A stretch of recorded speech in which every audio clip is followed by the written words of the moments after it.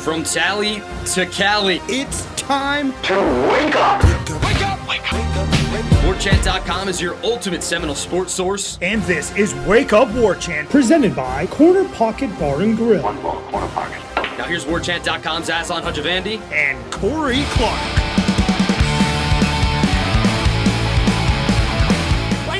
What is up, everybody? It is Wake Up Warchant, presented by the Corner Pocket Bar and Grill. Coming up on today's show, the Warchant Top 40 rolls on, picks 31 through 35, an interview with NIL guru Pete Nakos, and who should be the next host of Wheel of Fortune. Wake Up Warchant, presented by the Corner Pocket Bar and Grill, Tallahassee, Florida. CPTallybar.com is the website. Weekdays. Lunch specials, 11 a.m. to 3 p.m. for only $8.99. On Wednesdays, 5-piece chicken wings. Don't have to think about your side dish because it comes with the French fries. Boom. Think less. Eat more. Enjoy life. Corner Pocket Bar and Grill. 2475 Appalachia Parkway in Tallahassee. CPTallybar.com is the website. We love them. Thursday night's bingo. Head over there. Have some fun. Grab your dauber. Bring it. Warchant.com, your ultimate Seminole sports source. Corey, apparently that promo, that $1 for 3 months or 50% off for an entire year, not going to be running like all the way up until kickoff. So hurry up, y'all. Father's Day gifts, gift for yourself, gift for anybody in your life, 50% off, an entire year, premium access, warchant.com. Michael Langston's recruiting news, Corey's columns, Ira's insight, Gene, Jeff, Tom, Matt Lasser, myself. Do it. 5 stars. The whole gang. Yeah. Thumbs up as well, please. Apparently now I'm uploading these, Corey, with our new fancy computer that we have. I'm uploading it in HD, although it's just a still image. I think the audio quality should be a little bit better. Hopefully everybody's enjoying that at home that listens to on YouTube. Hit the thumbs up. That'd be great. How are you, Corey? Speaking of greatness, how are you? I'm good, man. Thanks for asking. Took Brady to the field, try to work on that swing a little bit, get more like Corey Fuller's kid, and he started throwing up all over the place. So not great. He's not having a great run of it, but so far as we record this show, I'm not trying to jinx it. I feel fine, so hopefully it was just a little bit of a little bug for him. Well, life on the road's not cut out for everybody, man. He's been living in a hotel for the last 5 days, right? Well, yeah, and Lord knows what he's eating and drinking. So, it's probably it looked like it all came up out there on the field. No. But he stayed and hit afterwards. Puke and rally. It's in the Clark that's DNA. Right. That's right. All right, again, we'll have Pete Nakos, who's an On3 sports business reporter, to talk about NIL, what's going on, will anything happen soon enough, some dollar figures that are out there in terms of what it takes to compete. Really interesting stuff. Hopefully you enjoy it. We're going to try to get maybe somebody on here every single week. That's not Corey or myself talking to you on the show, spice things up during the off season here. We used to just do a top 40. That was enough to carry the day, Corey, but people want more, so we give them more. Let's get to the top 40 then, Corey. We'll have picks 31 through 35 over on the warchant.com website. I think you're the one that's going to author that capsule. What do you put in the capsule, by the way? Like, do you stats from last year? Do you show what they were ranked last year in the top 20 and the top 40? Is that part of your capsule? Buddy, we have a website. Go look at what the 36 through 40 were. I'm trying to set you up, man. I'm trying to put you over, as they say in the business. No, you know what though? That isn't a bad idea. About it's like 2 or 3 paragraphs on why they what we're expecting of them, why they rank where they rank. Basically, it's like 2 or 3 paragraphs. But that isn't a bad idea to say what if it applies what they were ranked last year. I might add that we didn't do it with the first 5, or from 36 to 40. Or 40 to 36, I should say. But 35 to 31, I think I might rank them if they were ranked at all, where they were last year. Maybe we can even have like a little green arrow going up. I love it. Yeah, listen, man, I have of anybody at the website probably need everything in the past to be destroyed, right? Like I don't need to be reminded of my picks and my prognostications. But, man, I really think we need to make more retrospective kind of pieces, bring in some of our past data, hold each other accountable. Because it's like in years past, we just do this to make June go by. And it's like, all right, never mind. It's like, well, let's look back. I know, I think maybe 2 years ago, we kind of poked fun at a couple picks, in like a quick wrap-up video in January. But, yeah, I think that should be part of, where they're at, where they're going. But that's just me. I'm not the one typing everything out. So I agree. Hey, but I agree. I think I'll run that by her and see what he thinks. Yeah. By the way, so we'll go over our picks. What's been unveiled over at warchant.com is the official tabulations with Gene, Jeff, Ira, Tom, Corey, and myself.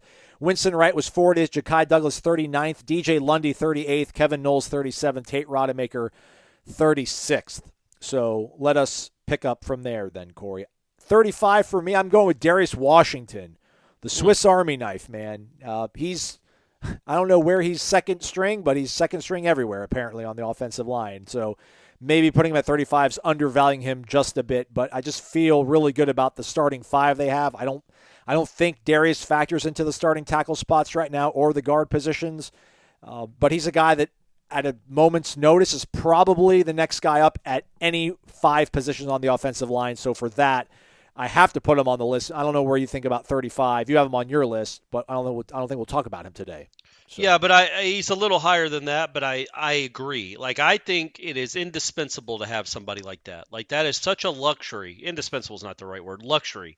To have someone that can play literally 3 different positions. Well, probably all 5, right? Like, he can snap, yep. But he can play either guard or probably either tackle if you absolutely need him to. And no, nobody thinks he's going to start, but, I mean, every year he's gotten a lot of playing time. And he's a guy that if somebody twists an ankle or, heaven forbid it's worse than that, that is a guy that you feel comfortable with, throw it in there. Like, he is not somebody that has not proven himself. I think that's a big deal to have a guy with that much experience, that many college football snaps. I mean, I don't know how many snaps he's played in his career, but a lot, maybe close to 1,000. I don't know. I literally have I can't even 800, 1,000. And he's not even starting, and probably nobody even expects him to start. But he is, like you said, could be the main backup at multiple positions, and isn't in the portal. Yeah. That's just a really nice luxury to have for a guy that's been a pretty good football player here. I was going to say, I hope he's the highest compensated, 6th offensive lineman on a roster in the country. Because no one else probably deserves it any more than Darius. Let's see here. 1,859 career snaps. Oh, okay. Wow. So did you say 1,800? Yes, sir. Wow, man. You see what I'm saying? Yeah. And that's a guy that might be your number 8 guy on your if you're ranking 1 through 20 or how many ever offensive linemen they have. He might be 8 or 9. But man, that is again, when you talk about the versatility, that is something you just can't overstate how important that is to have a guy like that. That's a kind of a Swiss Army knife that can do a few different jobs and do them. He's not a superstar. He's not maybe an even NFL draft pick, but he's a solid college football player at multiple positions. And there aren't many people that can say that. Yeah. Who do you have at 35, Corey? I had Omar Graham, OG. Look, I think he's probably, on my list, he's the 4th linebacker I have on my list, but he's going to play, right? Like, you lost Amari Gaynor, you lost Brennan Gant. Yeah. I feel like you might have lost somebody else, too, that I'm not thinking of. But you lost those 2 guys. Steven Dix. Yeah, that's what I was thinking of. No. I love you, Steven. Good luck everywhere. But I do think that I think that Omar Graham is going to play. There's a chance he might be playing more than we expect. And I also think if he can take a jump, and now that it's his 2nd full year in the system, if he becomes a dependable, good college linebacker, well, that's a very important piece to the puzzle. So I think we kind of know what DJ Lundy is, right? Yeah. And we certainly know what Bethune and Deloach are. We have no idea about the potential of Omar Graham. So that was kind of he's on there because he's probably the 4th linebacker on the team right now, or in the running for it. But also, I think he's been the most impressive of the guys that have not played much. He's been the most impressive. He's caught my eye the most in practices. And if he can be a playmaker or a good player in college, that's a big deal to have that kind of depth at that position. I still have the piece of paper from last year on my desk that's got picks 9 through 47, all the other people that got chosen. Omar Graham not on the list last year for obvious reasons, true freshman. Darius Washington was actually 18th last year. So make with that as you will, everybody, what this roster looks like. Moving to 34, Bless Harris is who I've got at 34. I had Bless really high last year, apparently. Bless was 17th on the overall list. I had him at 11th because, he arrived and they needed help at the tackle spot. I think there's some other podcasts out there that people were referencing on the boards a few months ago about, hey, look, Bless had a really good spring and Robert Scott was out. Maybe he's the odds-on favorite to win the left tackle spot. I don't know if I'm there yet. He does not have the versatility of a Darius, but I feel like maybe one of those tackle spots, I don't know, would be left or right. Maybe he'd be ahead of Darius if need be to get thrust into duty. And let's remember, man, he was the starting tackle going into last season, but quickly got injured against Duquesne. Was able to kind of practice during the bowl prep and stuff. And again, he took the majority of the snaps this spring. So Bless Harris is a guy that came from a very small program in Lamar, but has put his nose to the grindstone. Alex Atkins believes in him, trusts in him. So I have him at 34th. I have him a little higher than that. We won't. I guess we won't talk about him today. But that's the thing with these offensive linemen, man. Like obviously, if he's your starting left tackle or your starting right tackle, starting lineman, period, you'd probably rank him higher than 3-4. Mm-hmm. But we don't know, and we talked about that on Headlines on Tuesday. Like, how many positions are absolutely set on this offensive line? I'm of the opinion it's probably one. 2. 3. Emmanuel's at one guard. It's definitely Maurice at come center. On now. Let's not act like Emmanuel. I mean, Casey Roddick came here for a reason. Well, then who's the other guard then? Keandre Jones came here for a reason. Jeremiah Byers. He's your starting right tackle. He's your starting right tackle. Yeah, but that might be Bless Harris, man. That's what I'm saying. Bless Harris might be your starting right tackle. So there isn't. Rob Scott. I think he'll be fine. But Maurice Smith is battling Casey Roddick. Casey Roddick is got a lot of work at center in the spring. It's not a done deal. Snapping. What do you think about the snapping during the spring? Not great, but hey, you got 4 months to work on. Yeah. He might be in his apartment right now, just snapping the ball through a window, snapping it through a little like a teacup. He might be unbelievable at it now. He's been working on it so much. But the point being, what a spot this is for Florida State, where you have so much experience, and it is such a good problem to have that you have capable, good bodies at every single position where you don't know for sure who your starter is going to be. Like Jeff and Ira don't think Jeremiah Byers is going to start. What? That's what I'm saying. But Bless Harris is at right tackle. Rob Scott's at left tackle. Dimitri Emmanuel's at right guard. Casey Roddick is at left guard. And Maurice Smith is at center. Where's Jeremiah Byers? Where's Keandre Jones? Where's Darius Washington? Like, these are guys that have well over thousands upon thousands of snaps in their college career that might not be able to get on the field. That is why but the point being, it's a great problem to have. It's why making this top 40 list was a bit of a chore. That was the only chore about this list, because it was really fun and easy other than this, I thought. But, man, where do you put these linemen? Because you don't know who's going to play. Nothing is really set in stone, except probably for center, because they love them some Maurice Smith, and probably left tackle, but you don't know that for sure. They might flip Bless Harris to left tackle, Jeremiah Byers plays right tackle. I mean, there's a lot of possibilities they have with this line. Good problems to have, though. There are lots of possibilities, but it's going to be Robert Scott, Dimitri Emmanuel, Maurice Smith, Casey Roddick, and Jeremiah Byers. Okay. All right. Who do you got 34, Corey? So Bless Harris is but he was your starter last year. He was. That shows you where you've come, yeah. Yeah. I got 34. I got A.Z. Thomas. All right. I think, I bet last year I had him higher, but I don't know by how much. I just think there's guys that certainly in the spring were better than him at his position. Now, and I'm not saying this is happening. I don't know if it's happening. If he switches positions, he might jump up about 10 or 12 spots on my list. But as for now, as a cornerback, I take obviously Cypress, Renardo Green, Jarian Jones, Greedy Vance. They're all above him in my eyes. So that's why I have him right now at 34. But I do think there's the potential that he gets really good and can be a guy that, who knows, maybe even starts at the end of the year. He played a lot of football for them last year. He was a big piece of that defense. Maybe it's slot corner, maybe it's at safety, maybe it's a boundary. I don't know. He could play any of those spots, and he'll jump up the list, and I'll look dumb for having him at 34.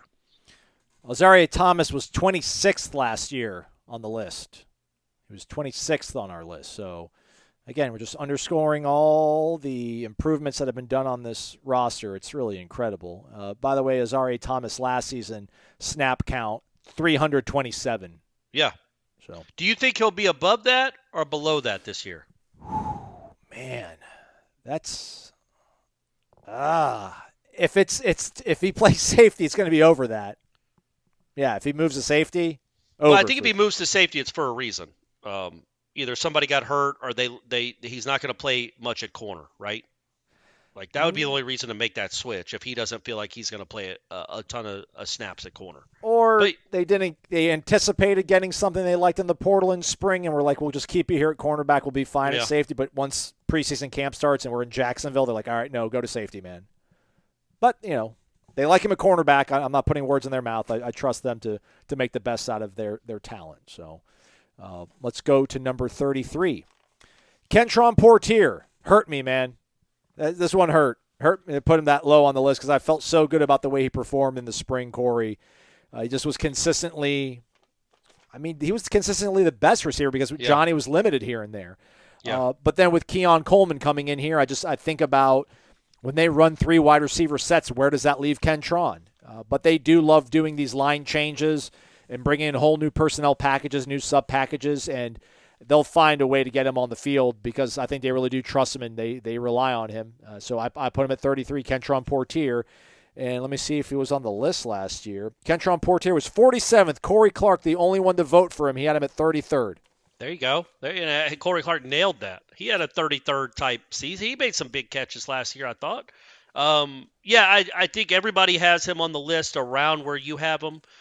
Maybe a little higher. You might have him the lowest, but not by much, not to give things away. And I think that's the reasoning. He's probably your third or fourth receiver.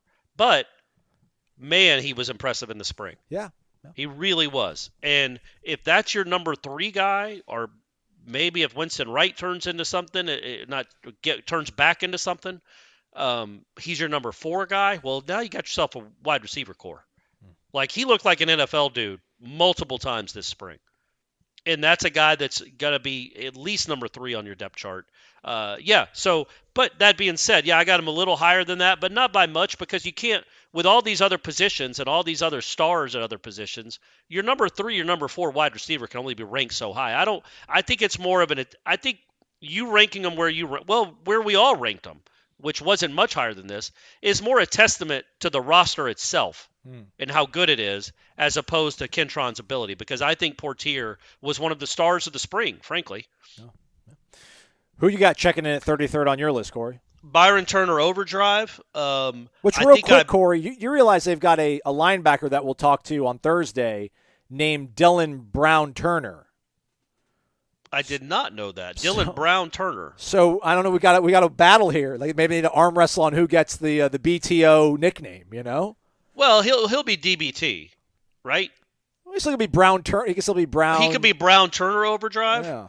Okay, that's how. Yeah, we'll see who's better. Yeah, exactly. Something to play for, boys. Something to compete for. Exactly right. And they're both huge. Who are those? But they're both huge Bachman Turner overdrive fans, so they know the reference. Don't act. They're going to act like they don't, but we all know they do. Just like everybody listening to this show, huge BTO fans. Yeah. I just have Byron Turner. I think I have him ranked higher than anybody else by a lot because of what it's more of like when I rank these sometimes it's more about what it would mean if they were good. Not so much what I'm expecting, but what it would mean for your 4th defensive end, which is what he is right now, to be a capable, solid, maybe even take a leap and be a good college football defensive end. That would be a huge deal for Florida State. So that's why I have him where he is. I also thought, obviously he had a nice spring game, but he really came on the last couple weeks of spring practice, I thought. And if he keeps progressing like that and he gets in the game, well then, this is about where you put a capable number 3 defensive end on a good football team is around this area. And that's what we're all hoping he is. Yeah, man, he's a second stringer, when you look at it that way. Yeah. And you should make the list. Did he make the list? You'll have to check out warchant.com. Folks, we talk about this all the time, but sometimes it helps to have some backup now and then. Shout out to the big homie Chris Hendricks on Twitter. He's a believer in vitamin energy. He went to vitaminenergy.com. I hope he used the promo code WarChantBOGO, B-O-G-O. I think he did because he's got 2 boxes he took a photo of. He tweeted at us, "This stuff really works. Thanks, Wake Up Warchant, for the recommendation. # energy with benefits. # healthy lifestyle." So if it's good enough for Chris and good enough for Corey Clark and myself, Shake it and take it. Give it a shot. VitaminEnergy.com. Promo code is WarChantBOGO, BOGO. He went with the Mood Plus and the Immune Plus, which I think is the best combo of taste, which is the Immune Plus, the Tango Orange, and the best benefit, which is the enhancing of your mood with the Vitamin Energy Mood Plus. So, Chris, glad you like it. That promo code's available for anybody out there. Shake it and take it, VitaminEnergy.com. Another satisfied customer, Corey. Gotta love it. Man, they're all over the country now, Aslan. Mm-hmm. Let's not act like this is a surprise. Or he's an anomaly. Anytime you shake it and take it, you're going to be a fan. Back to the list, Corey Clark. 2 more for each of us. 32, I've got Azareye'h Thomas on my list. Don't really have anything else to add other than what you've said. Maybe the special teams component, something that some of us factored in a little bit more differently than others. He was out there. They tried him at punt returner. They tried him a little bit at kicks, I think. So maybe that's some way he can flash. Azareye'h was 26th on the list last year. I don't know if I already said that, but incredible. So I have him at 32. Who do you got at 32, Corey? I know you have. I can't wait for this one. Let it rip. Fitzmagic. Let's go. At 32. He made the list. I'm not like Jeff Cameron, who just put a kicker. Yes, Jeffrey. As his choice, which is ridiculous. Why not just put a quarterback, a linebacker? But Jeff has always had ill will towards kickers. I think, look, they're going to be in some close games, and they're going to be on the other side of the field a lot. They're going to be inside an opponent's territory a whole bunch of times this year. If you struggle at kicking to the point where it changes the way you coach a game, that is a really big deal. Absolutely. And on the flip side, if your kicker is an automatic or close to an automatic, that changes the way you coach too, usually for the better. So with that in mind, I think having and I'm putting Fitzgerald because he's the starter going into August. We'll see if he's the starter in Orlando, but he's the starter going into August. That's an important position. I don't know how else to put it. It's an important position. Ask Oklahoma. They're probably polishing their, whatever it is, their 44th straight softball championship. Hey, by the way, sorry you lost your pitcher. I'm a sting. I hope you all threw your bats in the dugout when she left, when she walked away from you guys. I heard Lincoln Riley set up the phone call with her in Nebraska. Good. Yeah, exactly right. Man. And who else? Tim Tebow. They probably don't like Tebow. He beat them in a national championship game. Just trying to pick the scabs off Oklahoma sports fans. But yeah, ask Oklahoma fans about Ryan Fitzgerald. They remember Fitzmagic. And also ask NC State fans. They got their biggest win of the season, a ridiculous win, because Norvell didn't trust Ryan Fitzgerald. So it's just it's such an important position. That's why I felt like I had to include him. I mean, he has an impact. I mean, you call the game differently. I mean, you're playing every facet of the game differently when you have an unreliable kicker. And right now, I mean, I don't think it's unfair to call him unreliable right now.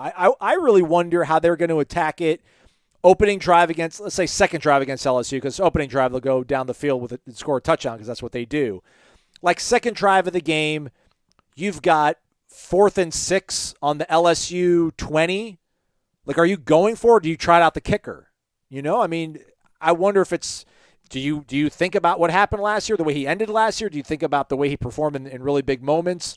Well, here's the thing. I think that first drive or second drive, whenever that would happen, you're going to send him out. You're going to coach football. You're going to coach the normal way you coach a football game. But if he shanks that first one, right, all bets are off for the rest of the game and maybe the rest of the season. He shoots up the list. If he misses his first field goal of the year, he shoots up the list in terms of impact. That's a good way to look at it. It's exactly like, oh boy, right. What are we going to do here? All right, last one from us today. Again, the entire crew, they got their picks over at warchant.com. 31, I got All Day Dre, man. Van Dravis Jacobs, Fort Pierce in the house, represent 772. He just looked really good, man. That sort of freshman, I don't want to call it freshman fantasy, that sounds creepy, but the whole why not us, like why is our team not the team that has these true freshmen show up and do things on day one? Like why it doesn't happen to us? I feel that pain, folks. I feel it. Like I don't want to put too much expectations on it, but man, Van Dravis Jacobs just moves with such smoothness out there, a confidence, knows where he has to be, gets down in his routes, makes things happen, was consistent catching the ball, as another guy that might compete for reps, fielding punts. So I think that's kind of a fair place to put him. dream the dream, everybody, that you're going to have a true freshman go out there that's going to make an impact in hopefully several games this year. I don't know how many, but maybe 1 or 2, and that should be enough because I think the plays that he will make will be really big, explosive plays. I got him checking in at 31, Corey. It's interesting to me that you have him above Kentron. But I think you're doing it on potential that maybe he's going to have a Rashad Green type freshman year. Well, the explosiveness, man. I get it. I get it. Who do you think is more likely to catch have a 54-yard touchdown this year? I think I think Van Dravis is more likely than Kentron. So that's my reasoning. All right. Yeah, and I had him a little lower because I'm just not completely convinced he's going to play a lot once Keon Coleman joined the mix. But I could be wrong. I hope I'm wrong all day. I hope I'm wrong. Yeah, I know you're listening. And then so for me, the last one I had was DJ Lundy. I think right now he's your third linebacker, right? Yeah. He's also your goal line guy. He's your short yardage running back, unless they let Jaheim Bell do that. Look, I think that we know what he is as a linebacker. He's not Marvin Jones. He's not Kirk Carruthers. He's not Paul McGowan or Lawrence Timmons. I just went. Nice. They always the awesome. Rolodex go Buster Davis. All generations covered. Love it. But he got better last year. Like he was markedly improved last year. He wasn't a liability on that side of the ball. He got a little thinned up. Still a big kid, but a little thinner. Moved a little better. And now that you're talking about a guy with experience, which you need at that position because injuries happen, and that makes him important. When you're the third linebacker on a top 10 team, you're an important part of that team. So that's why I have him there. And again, I hope he flies up the charts. I think I'm of the opinion he kind of is what he is. We know what he is, but he's solid enough. He's a solid backup linebacker on a top 10 team, and he is going to play probably a decent amount this year. Yeah, the whole 4-2-5 thing tripped me up, man. I grossly probably undervalue DJ. I didn't realize he was the 5th leading tackler last year. He graded out at 74.4 on PFF. He played 383 snaps, so this wasn't just, sneaking in and playing 70 good reps. I mean, he played a bunch of football. The only game that he seemed to have really struggles with was the Wake Forest game, but otherwise played really solid in some. Well, you weren't the only one, though, because he ended up 38th on our list. Yeah, you know what I mean? Like he's not thought of as like a hugely important part of this roster, but it is big to have guys like that. Again, we don't have him in the top 10, but it is, when you have guys like that, you only have 22 starters. Well, I guess 24 if you count the kicker and the punter. But yeah, these backups matter because they play a lot. Well said. All right, so Corey had DJ Lundy 31, Ryan Fitzgerald 32, Byron Turner 33rd, Azareye'h Thomas 34th, Omar Graham 35th. I went with Van Dravis Jacobs, Azareye'h, Kentron, Bless Harris, Darius Washington. So good diversity in our diet here on the program. But Corey Clark, man, I need to maybe spend some time this weekend going back and tabulating the picks that we doled out on this show for mybookie.ag. Use the promo code WARCHANT for an instant cash deposit bonus. A lot of times, Corey, we'll go through the show and I'll record it afterwards, my picks, and throw them in there. Last one that we had in the NBA Finals, I told the folks to take Miami +9 and take the under. So I did my part to rally because I think I had a bad pick in the middle there, but you were otherwise just throwing strikes, fastballs, chest high. I was like 95 Greg Maddux. Like I want you to go back and, if you could, or a great listener could do this. Every MyBookie read we had for the NBA playoffs, or maybe there's some other ones we had in there too, but I think it was mostly NBA playoffs. If you started with $100, what would you have ended up with just going on our picks? I'm going to guess $250,000. Close. You know what I mean? Yeah. Like if you kept doubling up every time we well, you couldn't do that because we did lose a couple of them. But I would think I feel like we hit like an 85% rate, man. It was impressive. We could sell them. We could sell these picks. We really should probably. Yeah. How about my war chant? Yeah. Yeah. My wake up. I mean, we're going to make y'all all rich. Actually, this is all just for fun purposes, everyone. Please do not take because as soon as we start touting ourselves as great gambling analysts, you're going to lose it all. All right, Corey, let's see here. Let's tap into your college your baseball know-how, not college baseball know-how. Braves about 4-1 odds to win the World Series. They've got the best odds. They got better odds than the Rays. Have the Rays cooled off? I haven't been paying attention. No, the Rays are awesome. Okay. How about this one? You can pick outright division winner ends up winning the World Series. From which division? The American League East is plus 238, National League East plus 275. Is there one you feel better about than the other? Definitely the AL East. I think it's a stronger division. I think you've got 3 legitimate candidates to win the World Series out of that division, probably. Definitely the Yankees and Rays, but I also think the Orioles just keep hovering. I mean, they just keep doing what they're doing. Ira Schofel's Baltimore Orioles. Yeah, that's right. That's right. It's been a long time for that man. I'm glad he gets to be excited about a baseball team again. So I would say the AL East. The Rays are awesome, man. They pitch better than the Braves, and they hit as well as the Braves. They hit as many home runs, they steal as many bases, and they pitch better, and then they're in a tougher division. So that's why I would think it's crazy to me that the Rays aren't the favorite. That seems like, I mean, I know they don't have a great home field advantage down there, but it's baseball. It doesn't matter that much. That's great. What are the Rays at? Rays are plus 430. Put 100 on them for me. That's ridiculous. That's easy money, folks. Easy money. MyBookie.ag. Bet anything, anytime, anywhere. Use the promo code WARCHANT for an instant cash deposit bonus. Pete Nakos coming up right after this. Welcome back. It is Wake Up War Chant, presented by the Corner Pocket Bar and Grill. Thanks for being here. As we said, we've got interviews for you. It's interview season, as the kids would say. We got Pete Nakos, sports business reporter for On3, joining us here on the program. Pete, nice to meet you, man. You're in the thick of all this. You're a very important, intelligent, in-demand guy. Thanks for taking time out to hang out. You bet. Thanks so much for having me on, guys. This whole NIL thing, it's just crazy calling it NIL because really it feels like everything that's being quibbled over is not these kids using their name, image, and likeness to profit. But I guess that's maybe a story for another day for a podcast that you could probably host on the daily. But this stuff last week, I don't know where the consensus is, whether it's coaches, administrators, families, players. But it seems like trying to get congressional action is the agreed upon solution right now. It seems like for coaches and administrators. We saw Greg Sankey, SEC commissioner, Nick Saban, Brian Kelly, Greg Byrne. I think, Woodward, the LSU AD, was also there in DC hanging out with congressmen and congresswomen. What was accomplished, do you think, or is this simply the only way forward for them is to go to Congress, maybe not get action right now, but just put things in motion?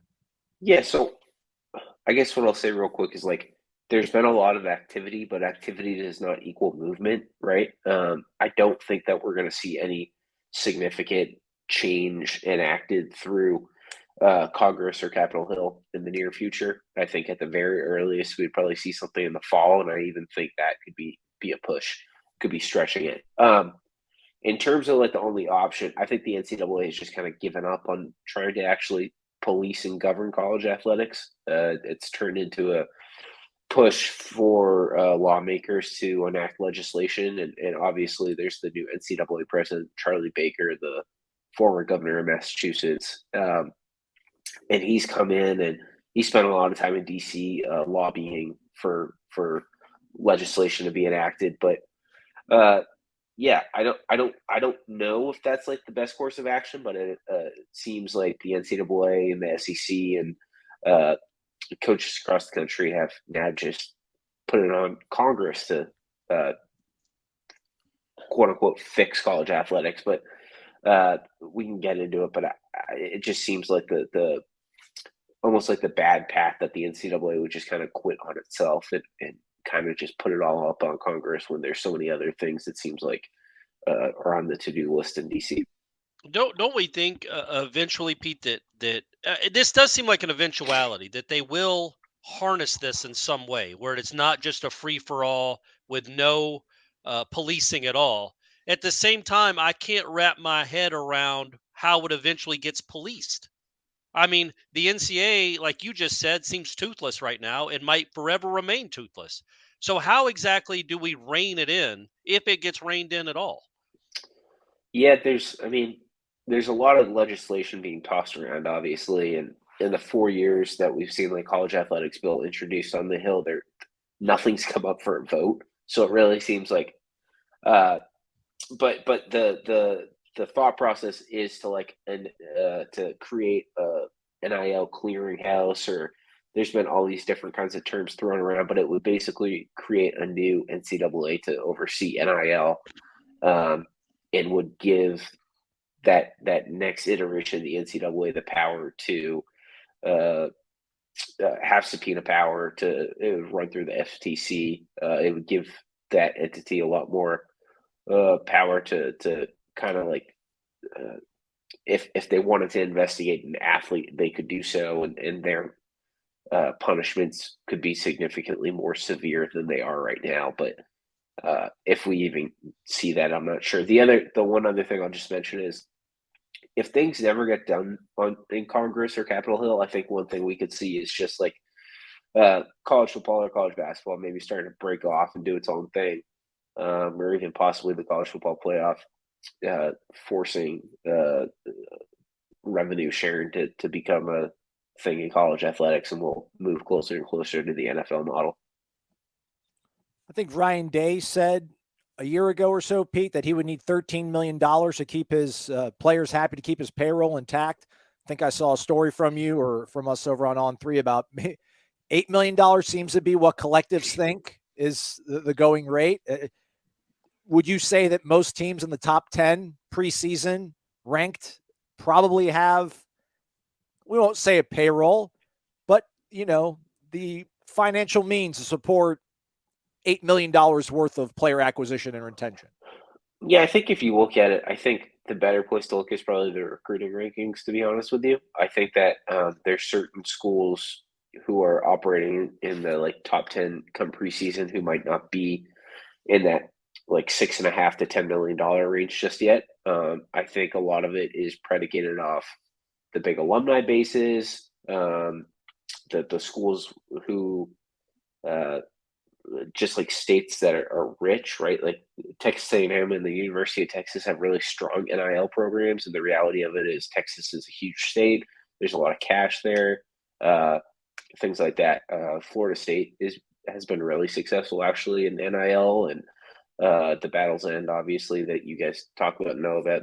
They've done a pretty good job in the last 4 to 5 months now. I think they launched in December, just really tapping into that alumni base and in the top end donor base. So yeah, you need $6.5 to $10 million, it seems like, to compete right now in college football. There's certain schools in the SEC that we would all think would be there that just aren't there right now, and it'll be interesting in the next year or two to see if the teams that are really spending in NIL continue to rise up. As somebody I'm older than both of you guys that grew up falling in love with college football in the 80s. It's just such a different, it's almost hard to comprehend numbers like this, just being out in the open. Like, we know that like in the 80s and 90s, there wasn't just the pure sanctity and innocence of college football. We know there were maybe some favors being exchanged for your running back to come to my school and all that. But I guess for a fan listening to this conversation, where they do feel, I don't know, man, icky's too strong, but like a little uncomfortable with $8 million or 6.5 or $10 million. And a lot of it's for recruits that have never done anything. They haven't done anything on the field, which goes against what the NIL was about, because it was supposed to be like, I think the NIL is great for Jordan Travis. He does have a big name. This might be the most famous and popular he ever is in his athletic career, is the quarterback at Florida State, just like Armando Bacot at North Carolina. That's where that might be their ceiling. Is there going to be a shift ever, do you think, where the money, instead of going towards recruits who haven't done anything, it is more for roster retention and for rewarding on-field performance, as opposed to saying we're going to give this guy a $400,000 deal because he's a 4.5-star linebacker out of Texas? If I have to be honest with you, I think we're moving closer to that. I think a lot of these collectives have realized that it's not sustainable to cut a $8 million deal over 3 years if the product never shows up on the field and you don't get the return on investment. I think we're starting to see that. I think we're not there just yet. I think that some things need to happen. If Congress, like we talked about earlier, ever comes into play, then I think that would definitely help that too. But yeah, I think a lot of collectives and programs have realized that it does not make sense to overpay for high school recruits. And the one other thing I'll say is there's a lot of programs right now that are getting smarter and realizing that it makes more sense to go spend $400,000 on a recruit in the transfer portal opposed to a 4 or 5-star recruit who might have the recruiting ranking to back it up, but I mean, they just have never played college football. And it's really hard to reason with yourself and pay that amount of money to someone who could, I mean, honestly end up being a bust. Or go to another school after a year. Right. That's the one other thing too, is the schools that go out there and land the big transfer portal name, they might overpay just because that kid's never going to go anywhere else again. Right. Pete, I know you can't read minds, but can you maybe try to give us some insight into, the reason that Nick Saban and Brian Kelly, the helm of two really successful football programs at Alabama and LSU. LSU's always going to recruit well. Alabama's always going to recruit well as long as Nick Saban is there, that they went to Washington, D.C. to try to lobby for some sort of action, for some sort of change. I mean, if guys that are at the helm of these really successful programs seem to have a problem with what's going on right now, what do you think that is? What do you think is their motivation for trying to get something fixed, and what do they think fixing this looks like? Yeah, so I think there's a few factors there, right? And John Calipari from Kentucky made the visit, Bruce Pearl as well. And I think the few things you have to look at is number one, as Corey brought up, right? Like Nick Saban and Brian Kelly have been coaching forever. Like, they have a huge problem with paying a recruit who hasn't stepped on campus yet and hasn't proved themselves. I think that's number one. Number two is, I think the reality is we don't need to really go down, but Alabama is not the richest NIL program in the country right now. Like, Nick Saban is losing out on some battles right now, at least in the transfer portal, I'd say, because there are some programs and collectives operating with a bigger budget, and I'm sure that does not settle well with Nick Saban. I think the final thing is he just has so much power on Capitol Hill. Like, if you wanted to look at who has the most power in DC right now, you can make the argument that Nick Saban's in that top echelon. And it's not just because he's Nick Saban, right? He knows the senator from West Virginia, Joe Manchin, dating back from their childhood together. He coached against Tommy Tuberville. He just has a lot of connections there. And yeah, there's the reality too that if Nick Saban walks in your office, odds are you're going to stop everything you're doing and listen to him much more closely than Purdue. Maybe even an athletic. Purdue, but even an SEC athletic director, right? It's Nick Saban. He's arguably the greatest college football coach of all time. So yeah, I think that's why we see some of those big faces go up there. As for Brian Kelly, he obviously there's the majority leaders from Louisiana. I think that's why we saw Brian Kelly make the flight up there. Did you get a chance to see the bill? It was earlier Tuesday, that Manchin Tuberville bill. Did you get to read any over any of that? They just introduced it. I think they introduced it. Yes. I know I saw on Twitter. Did you get to read over any of the highlights of it and bullet points? I read over the highlights of it. Ross Dellinger at Sports Illustrated, who obviously does a good job, was able to get a version of the bill, but it has yet to be released yet, and it could go under even more changes. But yeah, I mean, I think in there was the thought of not allowing an athlete to sign their first NIL deal until after a semester on campus, and also some regulations for collectives. Listen, I understand where they're coming in with that idea, but I mean, if we really try to stop athletes from signing NIL deals, we're just going to go backwards to the days of cash under the table and recruits actually probably getting paid more before they enroll in college. So I don't think that accomplishes anything. I wonder if they will go to you can say it's un-American to have to cap somebody's earning potential, but the sixth pick in the NFL draft, his earning potential is capped. The NFL voted on it, made it that he can only get a certain amount because they got tired of these quarterbacks coming in. I can't remember the last one, maybe Sam Bradford. Yep. Came in and signed an enormous contract, didn't live up to it, and they got tired of that, so they put a rookie scale and a rookie salary cap. You talk about getting closer to the NFL, and it might break off completely and go that route. But is that something I think that might be feasible. That's something people could at least stomach, like a freshman NIL scale, where you can only make so much until you're actually a name that people want to buy their jerseys and get autographs from. Yeah, I mean, I think that we could get there. I think the only way to get there is for college football to break off. Right? I don't Yeah, really see the NCAA sitting down and trying to figure that out. right. I think it's actually a smart idea too. Like the idea of like these uniform contract agreements, like that's never going to fly because then it's regulating, and you don't have a free market and everything. But yes, I could see pay structure being put forward, and maybe it's not even with NIL. Maybe in 2 years there's revenue sharing, and then you see the pay structures put in place that the freshman 5-star can only make 75,000 in there. Like I don't know what number it would be, but the point is that I think revenue sharing and collective bargaining and maybe even unionization can open up those pathways.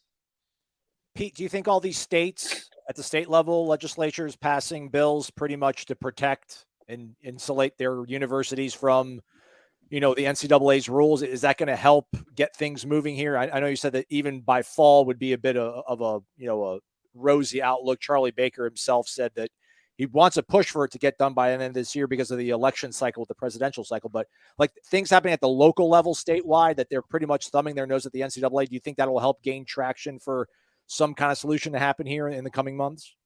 I don't. I think that's what the NCAA is trying to pitch to lawmakers as, but I think Greg Sankey and the SEC might actually end up having the best idea of trying to.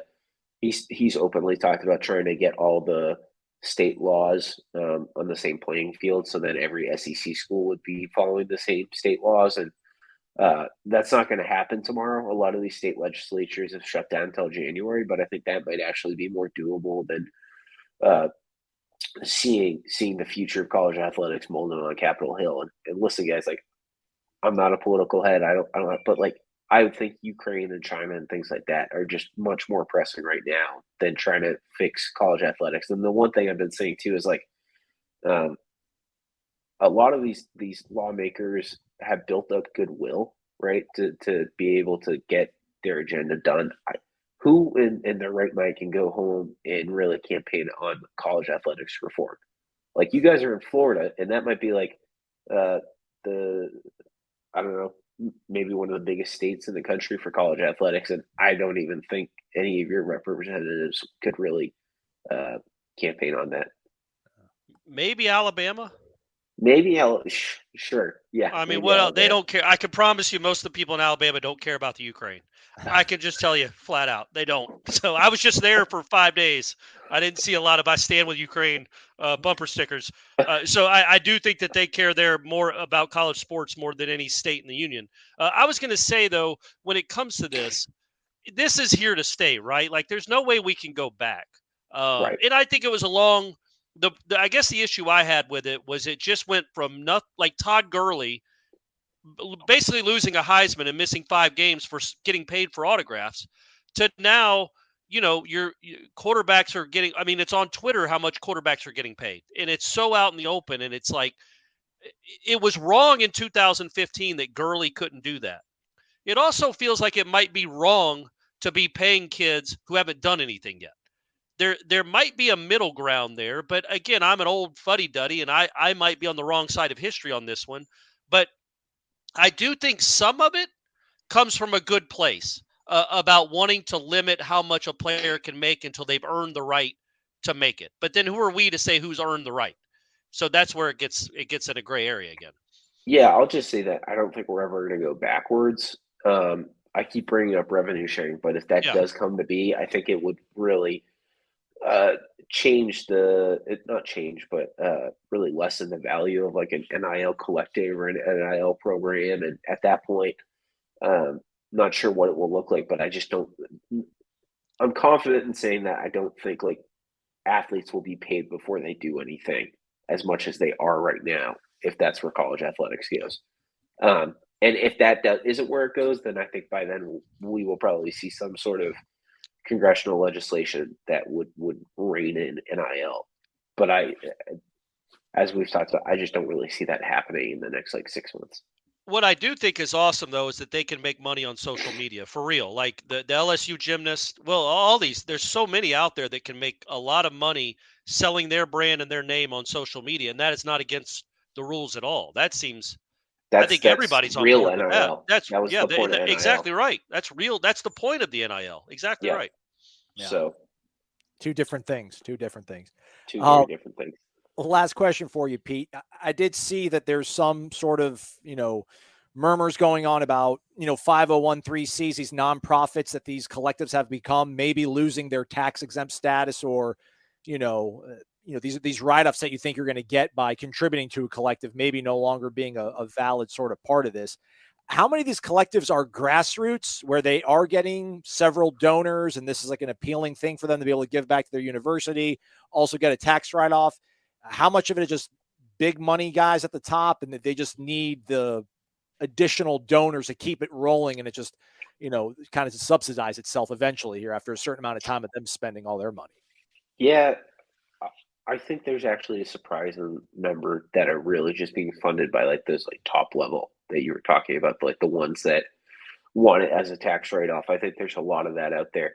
And then there's obviously the subscription and donor programs that have raised good chunks of money. And I mean, I've heard of some SEC schools being able to make about 45 to 50,000 a month just off of that, which is like, I mean, that's a salary in this day and age in college football. But yeah, I think that the 501c3, the IRS memo that came out late Friday night, it's very interesting. At the same time, it is just a memo.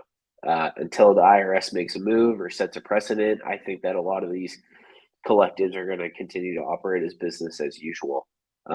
All that said, I've also started to hear the murmurs and the rumors about the nonprofit collectives who have been told by donors that, like, hey, we are going to put our donations on pause for the time being because we don't want to be audited. We don't want to have this cash, like, basically, like, given back to us by the IRS and said that it can't be a tax write-off. Like, I'm not a tax attorney, but it sounds like some of these high roller, big money donors really don't want to just get in the middle of it and have the IRS come down on them. I mean, it's incredible that you could have a tax write-off for bringing a safety to your favorite football team.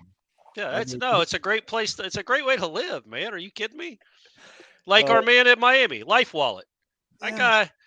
How's your Life Wallet stock doing, Aslan? Did you sell yet, or are you gonna think that's bouncing back? We're trying to get the dead cat bounce on it, then totally abandon our position on it. All right, well, this continues to be something at the forefront of a lot of college football fans' minds. Pete, we really appreciate you taking time out. How can people stay in touch with what you're doing on social or what we got going on over on On3?